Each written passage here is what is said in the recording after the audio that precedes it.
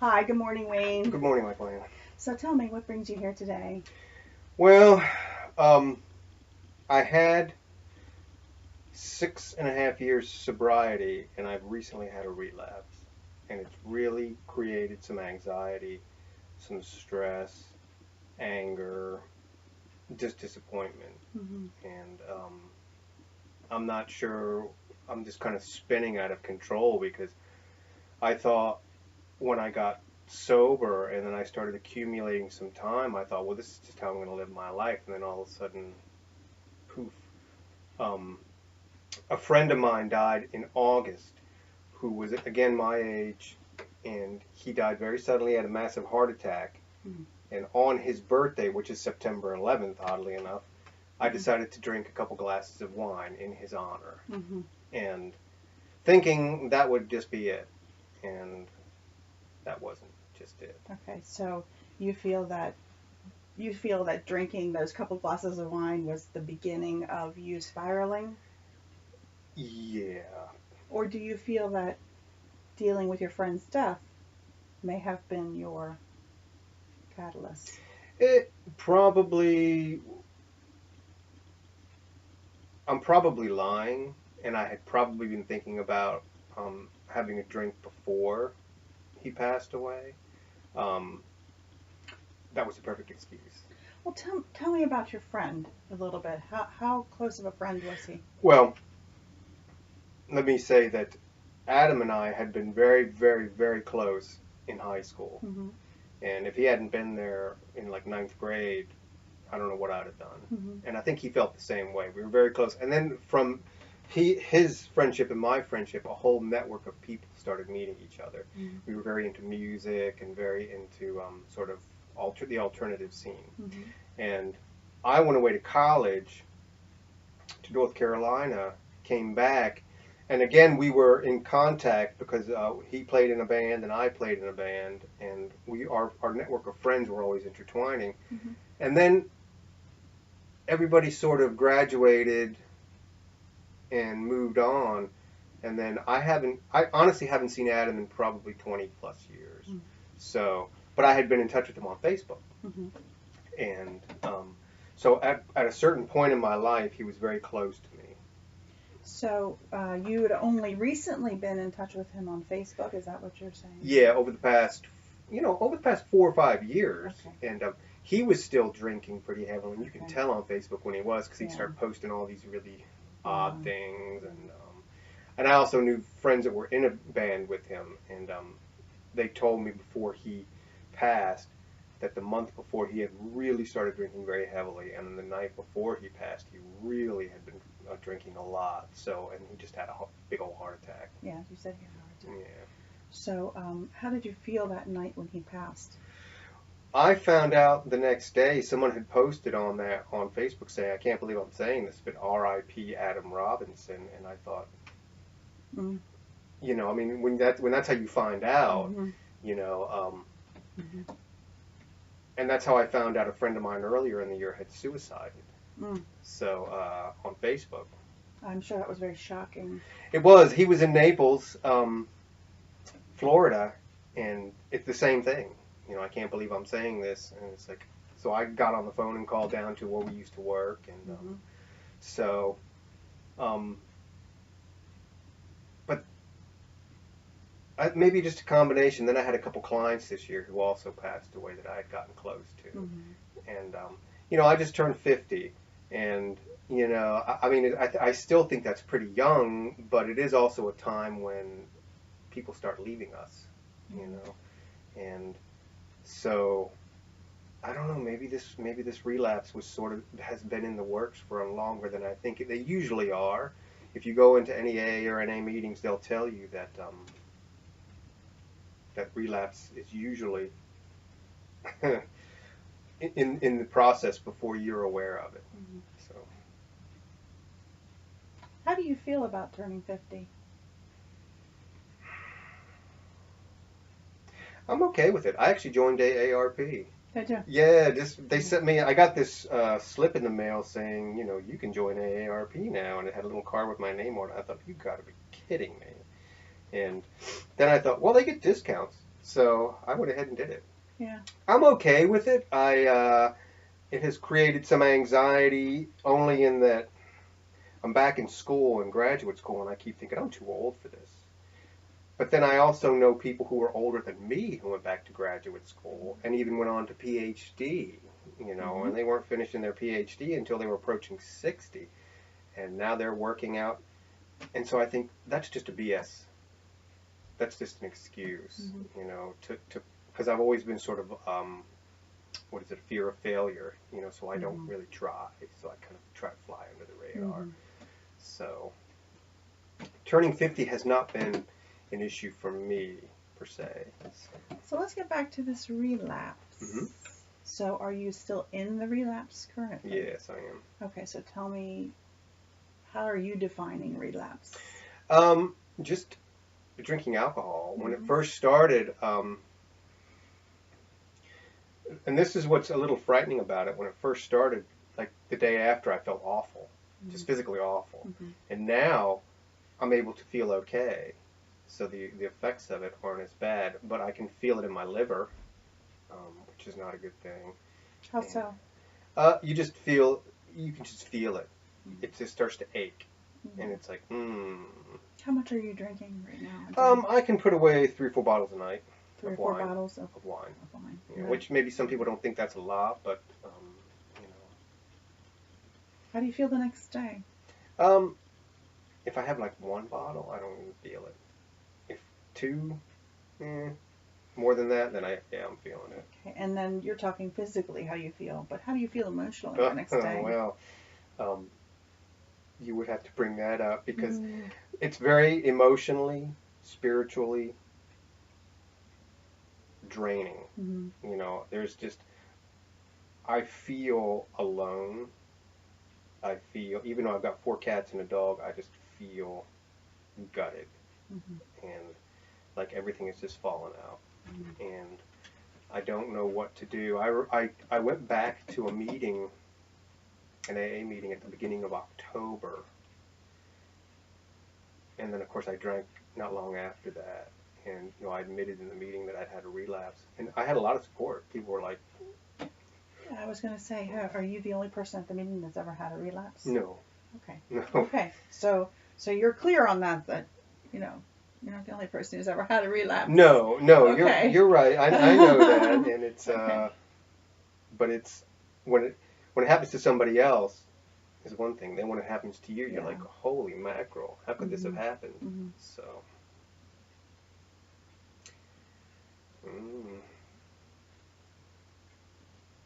it's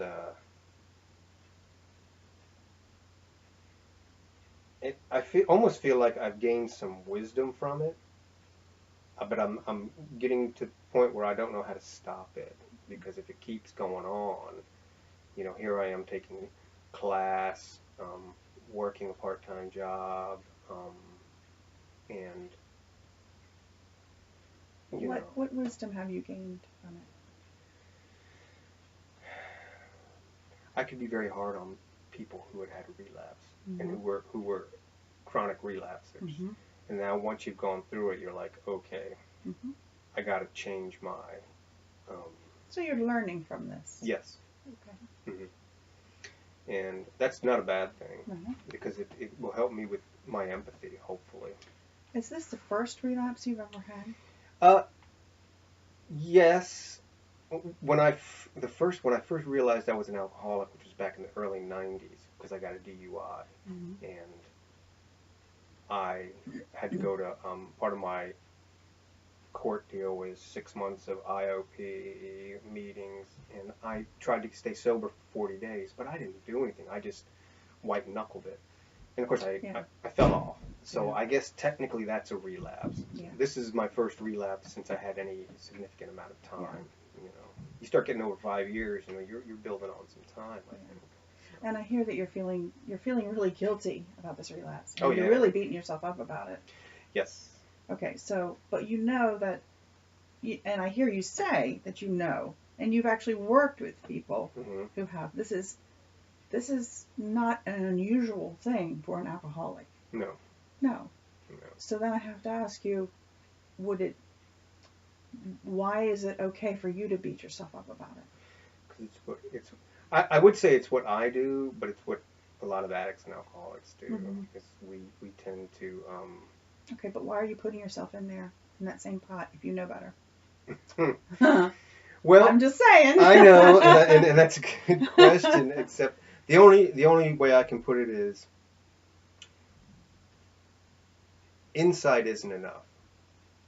You know what I mean? Mm-hmm. I can have all the insight in the world into something, but that doesn't mean I'm able to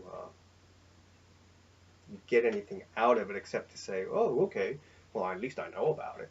Okay. So let's reverse this a little bit. Okay. So I'm the one who's relapsed now. Okay. Mm-hmm. I'm the relapsing alcoholic. Okay. And I'm the one who's I'm beating myself up and I'm just so upset and I'm just disgusted with myself. Mm-hmm. What would you say to me? How am I going to get myself out of this? What Well, am I going to do to change? You got to break the pattern. Mm-hmm. How am I going to do that? I would recommend that you probably figure out when you're drinking. Mm-hmm. Is it in the evening? Is it all day? And when you know that time is coming, get out of the house. Or if you are one who wants to go, if you think meetings would help, which I do believe, especially for people new in recovery, they do, because it gives you a social network of people, and it gives you like people that are like you around you, kind of herd, safety in the herd. Go to meetings, talk to people. Okay. So I'm going to break the pattern. I hear you say that I'm going to break the pattern. I'm going to identify the times that are the most difficult, whether it be a time of day or whether it be a trigger during the day or a trigger, some emotional trigger. And then I'm going to have a social network of some kind through meetings. How amongst those things does that apply to you? It should. Yeah. It should. But okay, it should, but what's the but? Because addiction is really powerful. It is powerful. And again, but what's the but? It is. I almost think that I sometimes wonder if a relapse has to run its course. Some people survive it, and some people don't. That's a philosophy I've always had in the recovery field, is that it's got to run its course. Some people survive it, and some don't. And well, I mean, it's the same thing as the addiction itself. Yeah. So you have to want to heal. You have to want to get through it. You have to be able to take those steps. The steps almost in the beginning, and correct me if I'm wrong, the steps in the beginning almost have to be mechanical. Like, I know I have to break this pattern. So I got to break it, because if you're holding on to the addiction, you're going to hold on to the addiction. That's right. Yeah. Yeah. No. You're spot on. And I think right now the feeling that I get from the high, from the alcohol high, is stronger than the want to stop right now. And until that starts to shift, I don't know how to break the pattern. What in your life could you bring that could give you a high like that? Is there anything? No. And I think, quite honestly, Michael, and most addicts or alcoholics will tell you that. Yeah. That there is nothing like it. There's, sex, nature, birth of a child. I mean, there is just and hence the problem with addiction. That's right. I mean, it's very hard. And then what happens is it becomes, your body becomes dependent on it. Physically. Yeah, physically you become dependent on it, and if you don't take it, because I think about 2 weeks ago I actually had a seizure. on a Sunday. I had had a particularly... Because you stopped drinking? Well, because the night before I'd had a lot. And that day I was out walking my dog and I just felt really bad. I got back in the house and I sat on the bed and I just started to shake. And next thing I knew, I don't know what happened next, but I was just lying down. I don't know how I got in that position. And I think I either blacked out, had some kind of seizure. So, I mean, it's pretty serious. And so, let me ask you a question.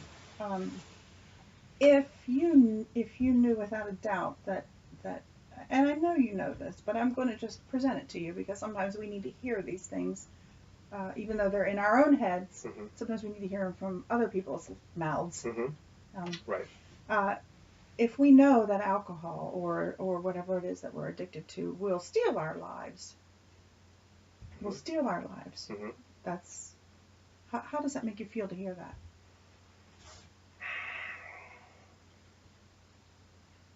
Can that at some point be a motivator?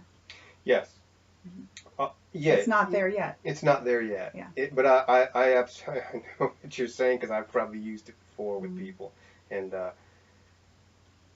now, at this point, I understand their resistance to it. Because when I said it to them, they'd give you that look like, and now I'm kind of like, you know. And but I understand that, yeah, it's true. Yeah. I do believe that part of my personal philosophy is that good or bad, everything that happens to you happens, and you have to learn from it. Absolutely. So, I mean, if you're going to progress as a person, sure, and not stagnate, so even if something negative happens, you've got to take it and grow from it. Right. So, my hope is that I'll get through this and learn from it. You know. So, how can we get you to get through this sooner as opposed to later? I